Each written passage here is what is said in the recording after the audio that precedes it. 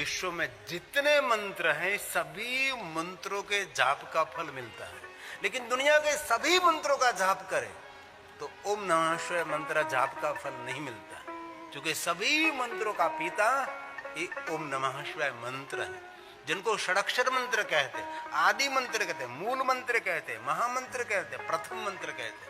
अरे शिव महापुराण ग्रंथ में तो इतना विस्तृत किया, मैं 9 दिन पंचाक्षर मंत्र के बारे में बोल सकता हूं।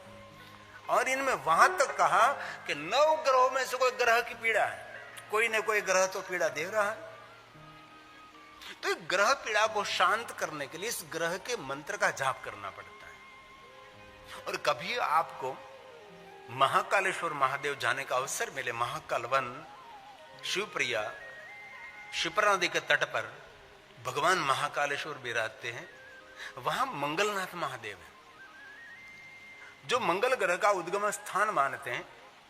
जिनको मंगल की पीड़ा है विशेष प्रकार से वहां भात से पूजा होते, चावल से पूजा होते, रांधेलो भात, उनसे भगवान महादेव मंगलनाथ की विशेष प्रकार से उपासना होती है। और बहुत सारे आचार्य, बहुत सारे ब्राह्मण वहां विधि पूजा कराते हैं और बहुत लोग वहां मंगलनाथ जाते हैं। वहां के पुजारी और आचार्य हमारे भारतीय नामा है, कभी आप जाए तो जरूर मेरा नाम दे सकते हैं, क्योंकि ये पूरा परिवार हमारा परिचित और हमारा परिवार है। मंगलनाथ वहां वैसे तो 84 महादेव है, लेकिन मंगलनाथ की विशेष महिमा भी है। पहला महादेव अगस्त्य महादेव है, जो 84 महादेव है। 84 लाख फेरों में से मुक्त करने के लिए भगवान 84 महादेव के रूप में वहां कल्प प्राचीन भगवान महादेव के स्थान है। इसलिए कोई 9 ग्रहों की पीड़ा है, किसी के मन में रहता है, लेकिन पीड़ा कोई ग्रह नहीं देते हैं। पीड़ा हमारा बुरा कर्म हम सबको पीड़ित करते हैं, कोई ग्रहों की पीड़ा क्या दे सकता है। लेकिन किसी के मन में ऐसा है तो उस ग्रह का मंत्र, ये मंगलनाथ है, टेलीविजन में देख रहे हैं आप, तो ये आचार्यों के पास उस मंत्र का जाप कराते हैं, क्योंकि आप सब नहीं कर सकते, तो हमारे कुल गौर है, कुल आचार्य, उनके पास हम पूजा कराते हैं। परंतु ये मंत्र, ग्रह का मंत्र आपको नहीं कंठस्थ, नहीं आता पता, तो इसके बदले में पंचाक्षर मंत्र का जाप करें। और मैं एक हृदय से बात कहना चाहता हूं, जो नित्य पंचाक्षर मंत्र का जाप करते हैं उनको कोई पितरों की पीड़ा, कोई ग्रहों की पीड़ा, जीवन में कोई भी पीड़ा नहीं रहेगी, जो पंचाक्षर मंत्र का जाप करते हैं। राम मिले तो राम को भी पूछ लीजिए, राम जी आपका इष्ट मंत्र क्या है, तो राम जी कहेंगे पंचाक्षर। और तमने रामनी साथे बो फावे नहीं तो रावण ने जन पूछो, घણા રામ સાથે નો ભાવે તો રાવણ એ ઘણા લોકોને ભાવે, તો રાવણને જઈને પૂછે લો, રાવણ તું ક્યાં મંત્રનો જાપ કરે છે, તો રાવણ પણ ગૌરવથી કહે છે કે હું પંચાક્ષર મંત્રનો જાપ કરું છું, જપે પંચાક્ષરમ। એક મંત્રનો જાપ કરવાથી વિશ્વના દરેક મંત્રોના જાપ કરવાનો ફળ મળે છે। તેથી અલગ અલગ મંત્રોનો આશ્રય જરૂર લઈ શકો છો, પણ એક મંત્રમાં દરેક મંત્રો સમાયેલા છે। જેવી રીતે એક શિવલિંગની પૂજા કરીએ तो दरेक देवी देवताओं की पूजा एक शिवलिंग में समाये। मेरी बात ध्यान से सुनिए, विश्व के सभी देवी देवताओं की पूजा आपसे न हो सके, परंतु एक निराकार लिंग स्वरूप की पूजा करने से विश्व के सभी देवी देवता, ग्रह, नक्षत्र, सबका पूजन इस शिवलिंग में। क्यों? आलयम सर्वदेवानां तस्मा लिंग मुच्यते, इसीलिए लिंगार्चन करना चाहिए। ये पार्थेश्वर महादेव की पूजा करते हैं ना, तो पार्थेश्वर पूजा में विश्व के सभी देवी देवता, ग्रह, नक्षत्र, सबकी पूजा है। भगवान महादेव को जलाभिषेक कर भगवान शिव की पूजा करने से सभी देवता तृप्त हो जाते हैं। महादेव की पूजा करने से सभी पितृ तृप्त होते हैं, सभी ग्रह भी तृप्त होते हैं। एक शिव की उपासना कर ली, एक शिव का अर्चन कर लिया, तो समझो आपने विश्व में जितने देवता, भुवन में त्रिभुवन में जितने देवता हैं, सबका अर्चन पूजन कर लिया आपने। जैसे वृक्ष के मूल में जल अर्पण करते तो मूल के द्वारा डाली डाली को जल मिलता है, पत्ते पत्ते को जल मिलता है, फल फल को जल मिलता है, फूल फूल को जल मिलता है। हमने कभी ऐसा नहीं कह कि डाली डाली को पानी पिलाने के लिए जाते हैं, नहीं, एक मूल में शिव हमारा सबका मूल है।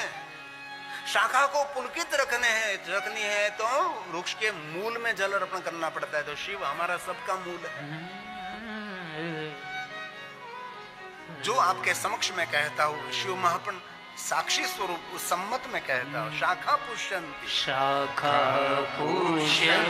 वृक्षस्य वृक्षमूलस्य सेचना तद्वदस्य वपुर्विश्वः पुष्यन्ते च शिवार्चना। एक शिव जी का अर्चन कर लिया तो पुष्यन्ते च शिवार्चना। महादेव का अर्चन किया तो सबका अर्चन हो गया। और मैं हर कथा में मैं कहता हूँ कि मेरे सनातन में अगणित देवता हैं, लेकिन सनातनी परंपरा में पंच देवताओं की प्रधानता है। लेकिन पांच देवताओं की आपसे पूजा न हो सके, एक शिव का अर्चन कर लीजिए। एक शिव का अर्चन करने से राम जी जहां जहां गए, राम जी ने कई बहुत सारे देवताओं की स्थापना न की, राम जी ने सिर्फ शिवलिंग की स्थापना की। पांच पांडव जहां जहां गए, पांच पांडवों ने बहुत सारे देवताओं की स्थापना नहीं की, पांच पांडवों ने एक शिवलिंग की स्थापना कर ली। और एक शिवलिंग का पूजन कर लिया तो समझो सबका पूजन हो गया। इसलिए भगवान महर्षि वेद व्यास जी ने कहा कि पंचायत पूजा आपसे न हो सके, लेकिन एक शिव की पूजा कर ली, उनको पंचायत पूजा का भी फल मिलता है। एक का आराधन कर लिया, सबका आराधन हो गया। एक की पूजा, महादेव की एक की पूजा। एकस्य ते अर्चना देव, एक शिव जी का अर्चन कर लिया, महादेव को कभी भूलना नहीं। जीव का साथी संगाती और कोई नहीं, जीव का साथी संगाती शिव है। इसलिए एक शिव का पूजन कर लिया। भगवान व्यास बोलते हैं, एकस्य ते अर्चना देव पंचायतन पूजन। पांच देवताओं की पूजा को हो गई, एक शिव का अर्चन कर लिया। और कहा जायते अन्य सुरे संभवे नहीं सर्वथा, संभवे नहीं सर्वथा, संभवे नहीं सर्वथा। ऐसा कोई देव मेरे पास नहीं है कि एक की उपासना कर लो इसमें सबकी उपासना आ गई, कभी नहीं हो सकता। और मैं आपके समझ जो कहता हूँ सब कुछ मैं श्लोकात्मक कहने का प्रयास करता हूँ। मैं ऐसी कोई बात ना आपके समक्ष नहीं कहना चाहता, आप भ्रमित हो जाए। और शिव महापुर ग्रंथ ये विधि विधान से भरा हुआ ग्रंथ है, ये कोई सरल ग्रंथ नहीं है। और मैं बार बार कहता हूँ ये ग्रंथ टोटका शास्त्र नहीं है, और टोटके का प्रयोग करने के लिए भगवान शिव भी नहीं है। भगवान शिव ने कहा कि मेरा जो भजन करते हैं और मेरा जो स्मरण करते हैं और गलती से भी मुझे जो याद करता रहते हैं, उनके जीवन में कोई मैं फरियाद नहीं रहने देता। ये भगवान शंकर जी की वाणी है, ये महादेव है। इसलिए जो कुछ मैं कहता हूँ आपको श्लोकात्मक कहने का प्रयास करता हूँ। और ये कथा हमने महाशिवरात्रि निमित्त बहुत सारे भगवान महादेव के पार्थिव पूजा की भी मैंने आपको महिमा समझाई, महिमा कही।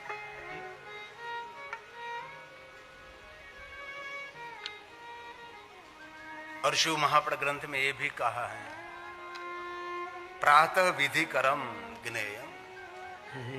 हर व्यक्ति का कर्तव्य है, जो अपना कर्तव्य भूल गया समझो आपका जीवन निष्फलम। क्या कर्तव्य है?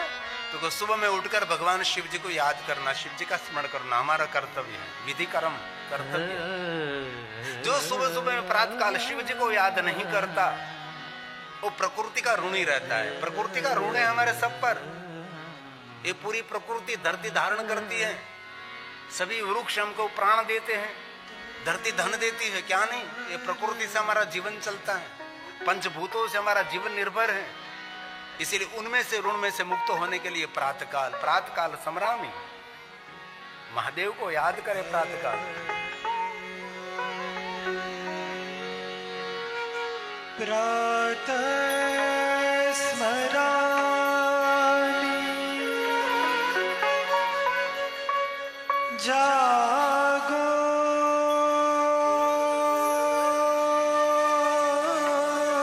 ब्रह्म मुहूर्त में आंख खुल गई, जपे पंचाक्षर, जपे पंचाक्षर, श्री सांब सदाशिव, श्री सांब सदाशिव, नमः शिवाय, नमः शिवाय। स्मरामि भवभीतिहरं सुरेशं गंगाधरं वृषभवाहनमम्बिकेशं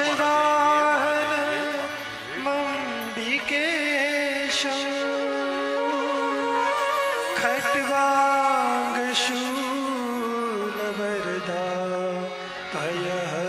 इसलिए जीवन को मंगल में बनाना है तो प्रातःकाल कभी और विचार नहीं। सार रोगहरमो शतमद्वितीयं प्रातः स्मरामि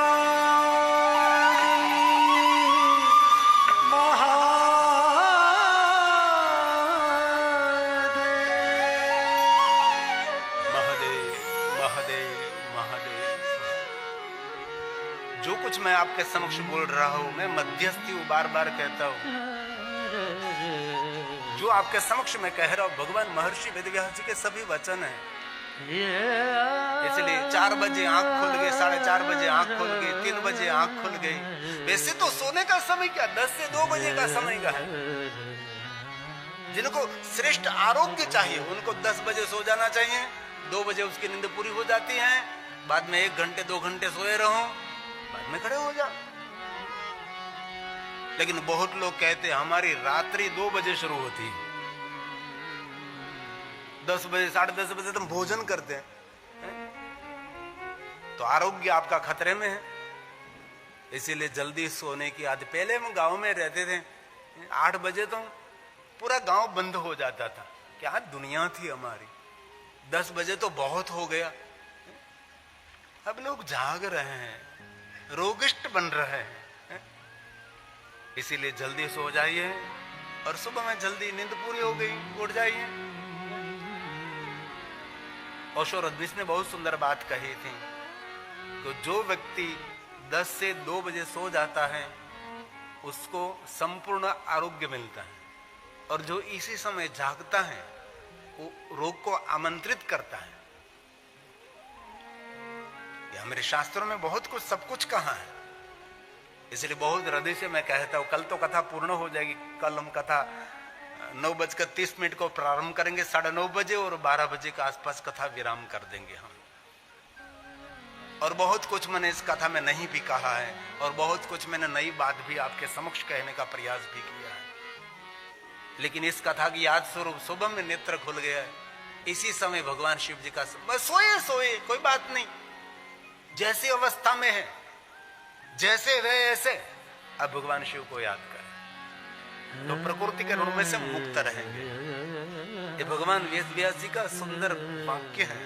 प्रातः प्रातर्विधि करं ज्ञेयं भगवान को याद करे प्रातःकाल, मध्याह्नं कामिकं तथा मध्याह्न भगवान को याद करे। सूर्य चमकता रहेगा, ज्ञान का, विद्या का, प्रतिष्ठा का, संपत्ति का, पद पदवी का।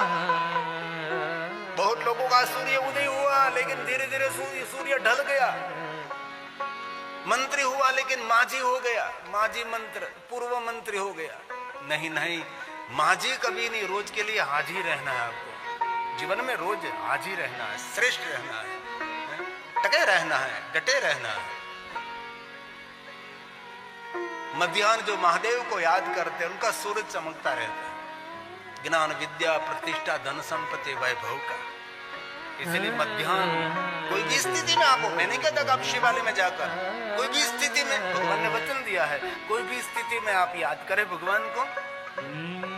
मेरे ब्राह्मणों त्रिकाल संध्या करते हैं।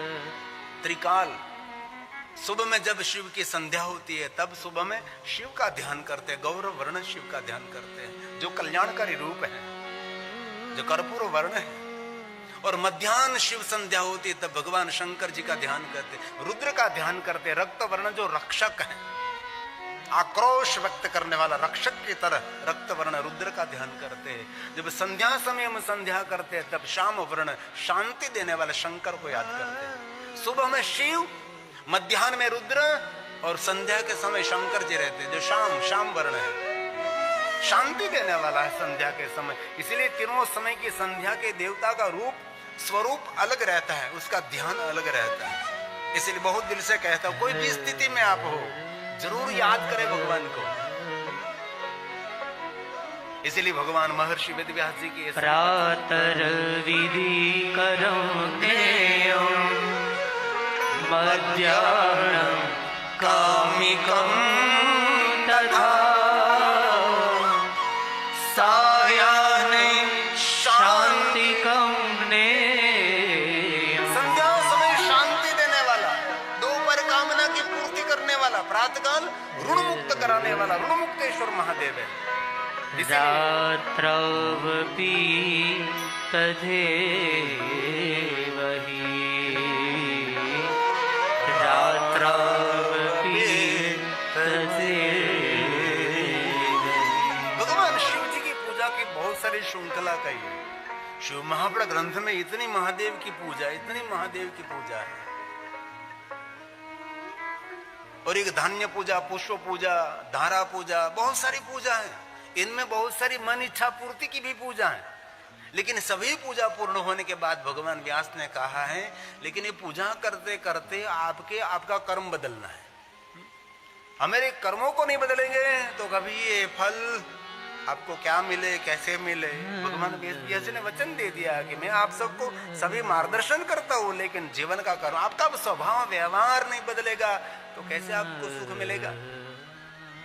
सुखी होने के लिए वाणी, व्यवहार, विचार सब कुछ बदलना पड़ता है। इसलिए कलयुग के अंदर लाखों पूजा करो, निरंतर पूजा करते रहो, लेकिन पूजा करते करते अपने कर्मों को बदलना है। आप तंबाकू खा रहे हैं तो आप कैंसर को आमंत्रण दे रहे हैं, सीधी बात है। बीड़ी फूंक रहे हैं तो आपको टीबी होने वाली है, फेफड़े का रोग होने वाला है। इनमें से कैसे हो सकता है? क्योंकि आपको बदलना पड़ेगा, थोड़ा सा जीवन का परिवर्तन करना पड़ेगा। इसलिए हमारे कर्मों का फल मिलेगा। इसलिए कर्मों को सुधारना चाहिए, ऐसा भगवान व्यास ने कहा। मैं तो आपको सुनाता हूं, बाकी आपको जो चाहे वैसा कर सकते। एवं ज्ञात्वा नरः कुर्वन्। हे नर, तेरे जीवन की शैली बदल, तू जो जीवन जी रहा है उससे कुछ अलग रंग ढंग। आपका नृत्य दुनिया से अलग होना चाहिए। आपकी रीत भात, विचार, वाणी सबसे जुदा। तेरे कर्मों को बदलता हूं। एवं ज्ञात्वा नरः कुर्वन् यथोक्त फलभाग् भवेत्। जैसा कर्म करेगा वैसा फल मिलेगा। क्योंकि कलयुग के अंदर फल मिलता है, इसी समय फल मिलता है। भगवान ने कहा कलो युगे विशेषेण फल सिद्धिस्तु कर्मणा, फल सिद्धिस्तु कर्मणा। इसलिए हमारे कर्मों को बदले। मैं बहुत बार एक बात कहता हूँ, मेहनत की कमाई घर में आनी चाहिए, पुरुषार्थ का कमाई। बस भले 2 रोटी न मिले, 1 मिले, स्वीकार्य है, लेकिन हमारे बुरे कर्म बहुत पीड़ा देते हैं। क्योंकि जीवन में कर्म प्रधान है। विश्व रची राखा। जब ब्रह्मा जी ने सुंदर सृष्टि की रचना की, तब ब्रह्मा के सामने भगवान रुद्रदेव प्रकट हुए। तब रुद्रदेव ने ब्रह्मा जी को बांध लिया, कह दिया कि ब्रह्मा, अपने सुंदर सृष्टि का निर्माण किया है, लेकिन किसी को आप सुख नहीं दे सकते, किसी को आप दुख भी नहीं दे सकते। सुख और दुख उसके कर्मों का आधारित रहेगा। इसलिए जीवन में जो कुछ घटना हो रही है मेरे कर्मों का फल है। जो कुछ हो रहा है सब कुछ कर्मों का फल है। इसीलिए तुलसी ने भी रामचरितमानस में ही कहा, कर्म प्रधान विश्व रचिरा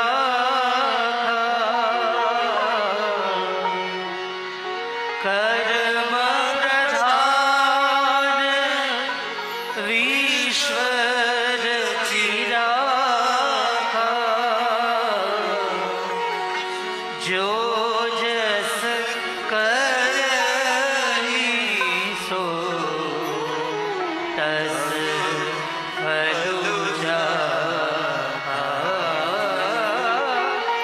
जो जस करहि सो तसु फल जाहा। बहुत समय पहले एक शहर में मैं गया था, बहुत बड़ा धनपति था। कितना धन, हम तो इस धन की कल्पना भी नहीं कर सकते। मुझसे उसका धन का मुझे दर्शन कराया था, हम तो कल्पना नहीं कर सकते। इतने धनपति, इतने धनपति, एक ही बेटा, लेकिन कैसा बेटा था इसका मैं वर्णन नहीं कर सकता। क्या काम का ये सब कुछ, और उस स्वयं आंसू गिरा कर कह रहा था, बापू ये मेरे कर्मों का फल है मेरे बेटा। पुत्र मित्रता से जन्म लेता है, पुत्र शत्रुता से भी जन्म लेता है। ऐसा नहीं कि आपके घर में बेटा जन्मा और आप जीत गए, आपका बेटा शत्रु भी हो सकता है आपका, और आपका बेटा मित्र भी हो सकता है, क्योंकि आपका पुत्र ही आपके कर्मों का फल है। इसलिए कर्म करने में हम सभी सावधानी रखेंगे। ऐसा तुलसी ने भी कहा, कर्म प्रधान जीवन में है। कर्म प्रधान ईश्वर चिराखा। जो जस करहि सो तसु फल जाहा। जो जस करहि सो तसु फल जाहा। और तुलसी ने ये भी कह दिया, सकल पदार्थ है जग माय। मनुष्य में इतना सामर्थ्य है, मानव में इतना सामर्थ्य दिया है, मानव जो चाहे वो कर सकता है। पशु की बनिया बने, नर का कछु न हो, नर जो उत्तम करने करे तो नर से नारायण बन सकता है।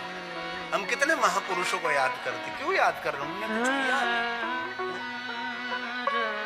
गुजराती में एक बात कहूं, गरीब परिवार में जन्म थो एक घटना है, પણ એ જ ગરીબાઈમાં દુઃખી થઈ ને મરી જવું એના ગુનેગાર આપણે હોઈએ છીએ। તેથી કહ્યું सकल पदार्थ है जग माय। सब कुछ जगत में कर्महीन नर पाव। जो काम नहीं करता, जो पुरुषार्थ नहीं करता, अपनी मर्यादा नहीं, उसको कुछ भी मिलने वाला नहीं। इसलिए पुरुषार्थ करना चाहिए, मेहनत करनी चाहिए, आलस्य का त्याग करना चाहिए।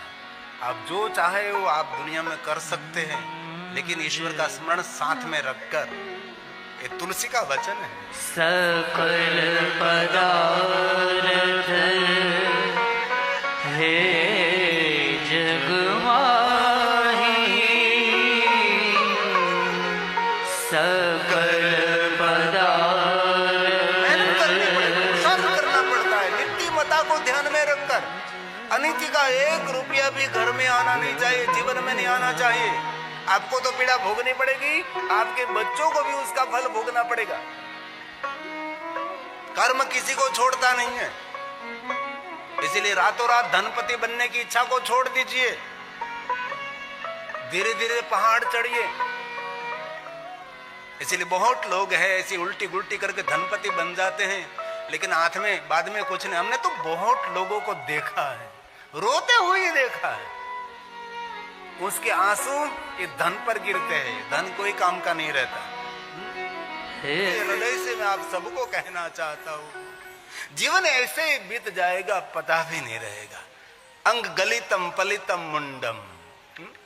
आदि जगतगुरु शंकराचार्य महाराज ने कह दिया, कब जीवन का समय हाथ में से निकल जाएगा आपको पता नहीं लगेगा।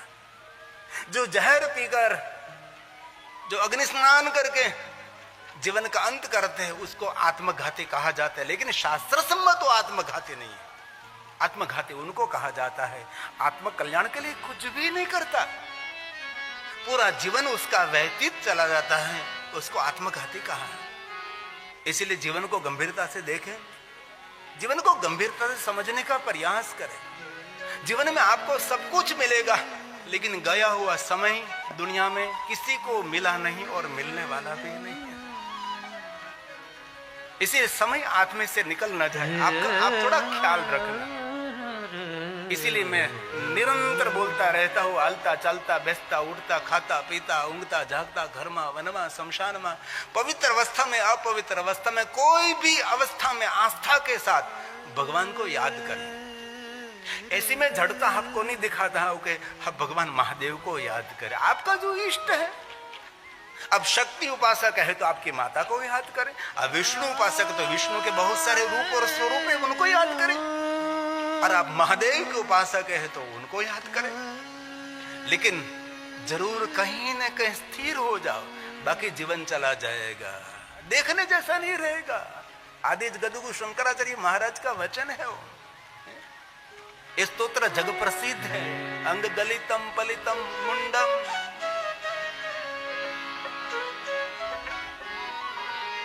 कितनी सावधानी के साथ जीवन की सतर्कता होनी चाहिए। दर्शन विहीनम जातम तुंडम,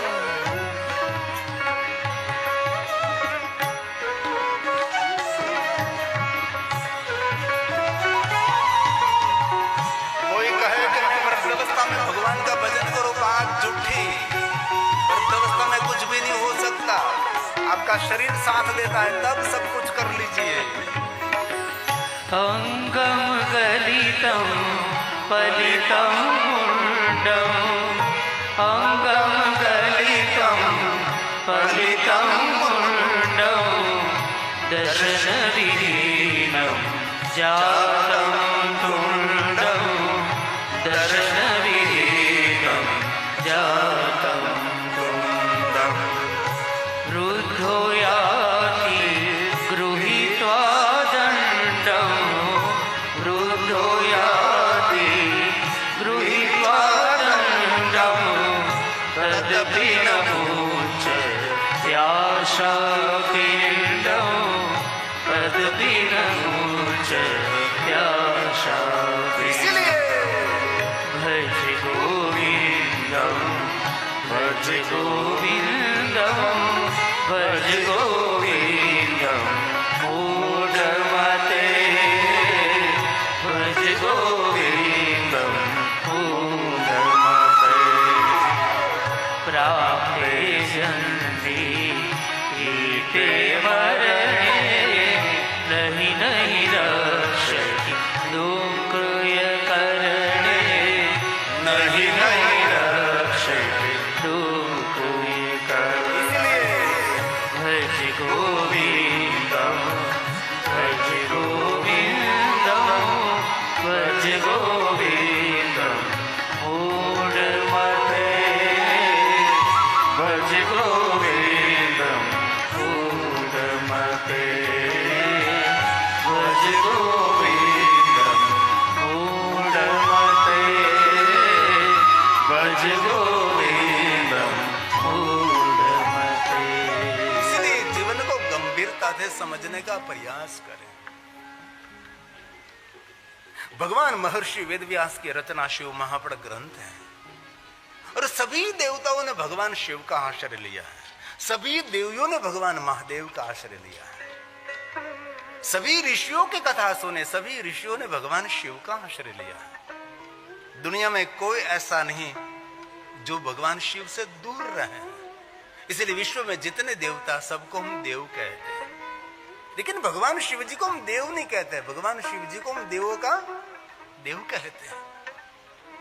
भगवान राम जी का पूरा जीवन चरित्र देखो, भगवान राम जी ने भगवान महादेव का अर्चन किया, महादेव का ही भजन किया। अरे द्वारकाधीश भगवान कृष्ण जी को याद करें, अरे राम जी के पिता को भी याद करें। गुरु वशिष्ठ महाराज ने राजा दशरथ जी को भगवान शिव जी की पूजा का सुंदर मार्गदर्शन दिया था। राजा दशरथ जी गुरु वशिष्ठ महाराज को कह रहे थे कि मुझे कुछ मार्गदर्शन करे, मुझे क्या करना चाहिए। तब गुरु वशिष्ठ महाराज ने कहा था, दशरथ जी आपकी कुल परंपरा में महादेव है, आपके पूर्वजों ने शंकर भगवान का आराधन किया है, अब विशेष प्रकार से भगवान शिव का आराधन करिए। इसलिए मैंने पहले दिन से आज तक महाशिवरात्रि निमित्त पार्थेश्वर महादेव के मैंने प्रधानता दिखाई। ज्योतिर्लिंग, उपलिंग, स्वयंभूलिंग, स्थापित लिंग, सभी लिंगों में कोई श्रेष्ठ कोई शिवलिंग की पूजा है तो पार्थेश्वर महादेव की पूजा है। एकदम सरल पूजा। इन पूजा में कुछ गलती रहेगी तो भी कोई दोष नहीं लगता, इसलिए पार्थेश्वर पूजा की महिमा है।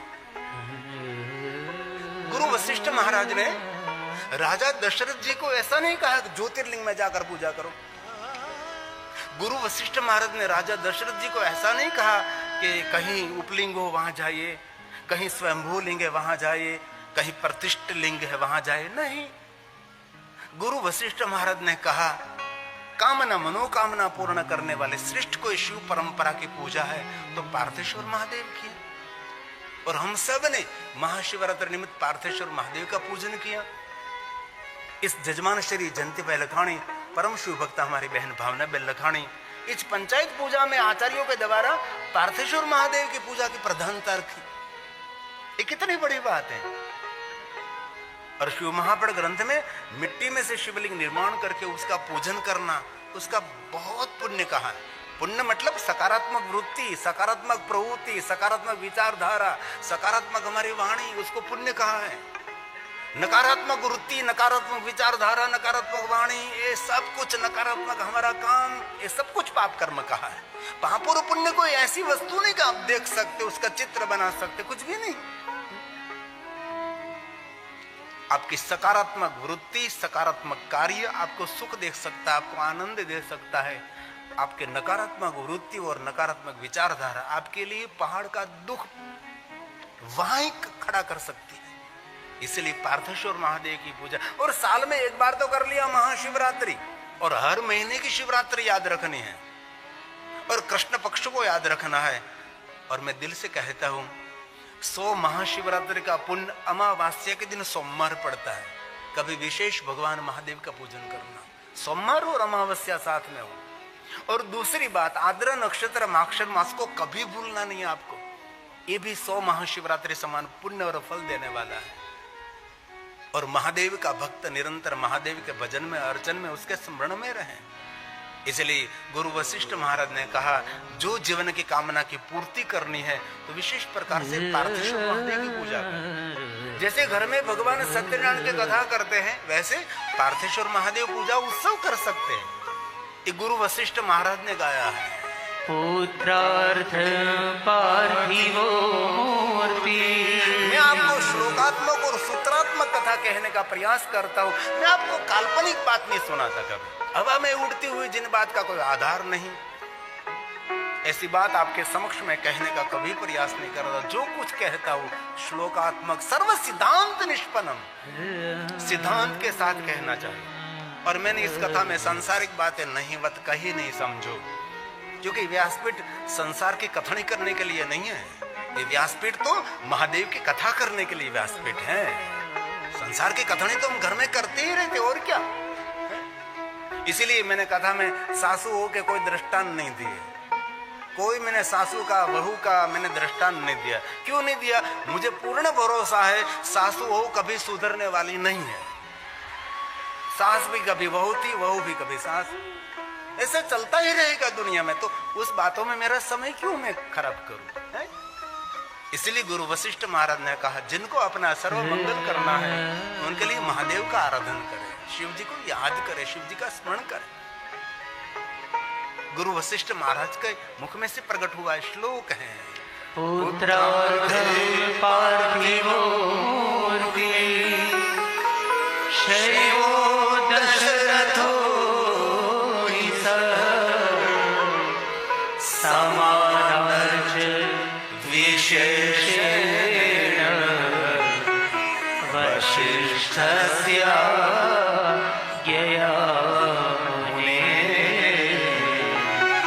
वशिष्ठस्य ज्ञया मुने। गुरु वशिष्ठ महाराज ने कहा, और माता कौशल्या को श्रृंगी ऋषि ने कहा, माता सुमित्रा को श्रृंगी ऋषि ने कहा, कैकेयी जी ने भी श्रृंगी ऋषि को मार्गदर्शन दिया, और श्रृंगी ऋषि ने मार्गदर्शन किया। वैसे ही सब ने मिलकर भगवान महादेव की पूजा की, भगवान शिव जी का अर्चन, भगवान शिव जी का स्मरण किया है।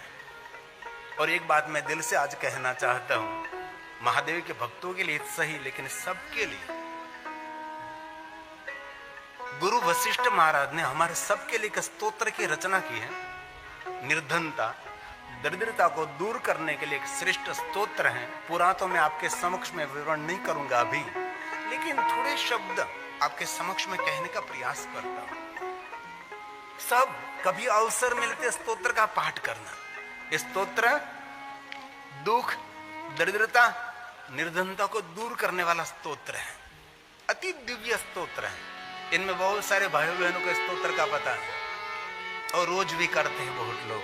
एक कंठस्थ हो जाएगा तो बेड़ा पार हो जाएगा। एक पंक्ति बोलता हूं मैं आपके समक्ष, और पूरा स्तोत्र आपको मैं बता सकता हूं, लेकिन समय के मर्यादा के साथ सब कुछ करना चाहिए। लेकिन दिल से प्रार्थना करता हूं रोज न बोल सको, कम से कम सोमवार के दिन स्तोत्र का पाठ करिए। इन हो सके तो महीने में एक बार त्रयोदशी व्रत करे हमेशा, ताके तन नहीं रहे कलेशा। महीने में एक बार पाठ करिए, साल में एक बार, जीवन में एक बार। विश्व का ईश्वर है शिव, नरक में से तारने वाला है। नरक किसको कहते हैं? नरक जीवन जिनमें कोई रुचि नहीं रहती, जीवन जिनमें कोई रस नहीं रहता, उसको कहते हैं नरक। स्वर्ग यहां, नरक यहां, इससे सिवा जाना कहां? सभी बातों में रसप्रद अपना जीवन बना देते, उसको स्वर्ग कहते हैं। कथा है तो भी कथा में रसप्रद, भजन तो भजन में रसप्रद, नाच गाने तो वहां रसप्रद, भोजन में तो कहना ही नहीं पड़ता। जहां देखो वहां खिला हुआ दिखाई देता है, वो स्वर्ग कहते हैं। कभी उसका पुष्प मुरझाता नहीं, उसको स्वर्ग कहते हैं। उसका चेहरा खिला हुआ रहता है, उसको स्वर्ग कहते हैं। सब कुछ होते हुए भी जिनका चेहरा मुरझाया हुआ रहता है, उसको नरक कहा है। और भगवान को हम खिले हुए पुष्प अर्पण करते हैं, कभी मुरझाया पुष्प भगवान को नहीं अर्पण करते। इसलिए भगवान के पास जाओ तो मुंह लटका कर नहीं जाना। जैसे गुलाब का फूल खिला है वैसे भगवान के सामने खड़े रहना चाहिए। ये भगवान को पसंद। भगवान ने आपको क्या नहीं दिया है? कभी मानसिक दिव्यांगों के आश्रम में जाओ, पता लगे क्या जिंदगी है। कभी दिव्य दृष्टि वालों के पास जाओ, जिनको आंख नहीं है, पता लगे क्या जीवन की वास्तविकता है। जिनके पास हाथ नहीं, जिनके पास पैर नहीं, उनकी जीवन शैली क्या हो रही है, वो कैसे जीवन जी रहा है, वो तो दूर की बात है। जंगल में रहता हुआ सिंह, शेर, उनको भी देखें, पक्षी को कभी देखें, क्या उनका जीवन रहा होगा। और मनुष्य सब कुछ करता हुआ भी मनुष्य नाराज रहता है, नरकग्रस्त रहता है मनुष्य। इस स्तोत्र की महिमा, जो कोई स्तोत्र करेगा वो हृदय की दरिद्रता से दूर हो जाएगा, निर्धनता से मुक्त हो जाएगा। एक गुरु वशिष्ठ महाराज का वरदान है। एक पंक्ति बोलता हूं। विश्वेश्वराय नरकार्णव तारणाय। भगवान शिव का भजन करने वाला मनुष्य बिन प्रयास भवसागर पार हो सकता है। समंदर सागर तो तैरना बहुत सरल है, लेकिन भवसागर तैरना कोई सरल नहीं है। इसलिए बहुत दिल से कहता हूं, श्वासे श्वास हर भज वृथा श्वास की मत खोए, न जानो इस श्वास की फिर आवन जावन होए। इसलिए शंकर जी गले में सर्प पहनते हैं। क्यों सर्प पहनते हैं? मनुष्य को कहते हैं, मनुष्य जो करना है आज कर ले, काल तेरे गले में पड़ा है। इसलिए कल के बाद छोड़, आज ही कर। वर्तमान में जियो, श्रेष्ठ वर्तन में जियो। गुरु वशिष्ठ महाराज के सुंदर वचन हैं। विश्वेश्वराय नरकार्णव तारणाय कर्णामृताय शशिशेखर धारणाय कर्पूर कांति धवलाय जटाधराय दारिद्र्य दहनाय नमः शिवाय। दारिद्र्य दुःख दहनाय नमः दारिद्र दुख दहनाय नमः शिवाय। जीवन मूल्यवान है, जीवन में कुछ करना चाहिए। एक बार हाथ में से समय निकल गया, कुछ हाथ में नहीं रहता। आया जो जग में तो कर ले, कुछ तो कर ले भाई। हेलो भक्तों, राधे राधे, हर हर महादेव। तो भक्तों, आपने वीडियो देखा होगा तो आपने जाना होगा कि अगर किसी भी ग्रह से परेशान है तो इस मंत्र का जाप करने से हमारी सारी परेशानी दूर हो जाती है। भक्तों, तो अगर आपको ये वीडियो पसंद आई हो तो चैनल को सब्सक्राइब और वीडियो को लाइक अवश्य करें। राधे राधे, हर हर महादेव।